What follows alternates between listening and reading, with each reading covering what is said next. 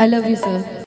विनोद देख रहे हो? अरे बाप, हट हट, हम नहीं जिएंगे रे बाप रे बाप। वही देख रहे हो यार, पॉन्स भैया, हो पॉन भैया, देखिए ना बार बार प्रपोज कर रही है यार, कुछ तो बोलिए अभी।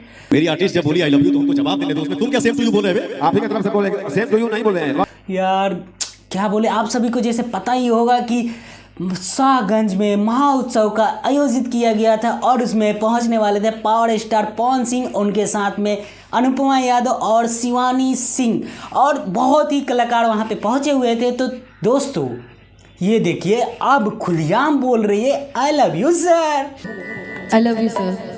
तो दोस्तों ये इससे क्या साबित हो रहा है, बार बार I love you sir, I love you sir, I love you sir, I love you. का पवन भैया कभी तो रिप्लाई दे दीजिए उनका। I love you to.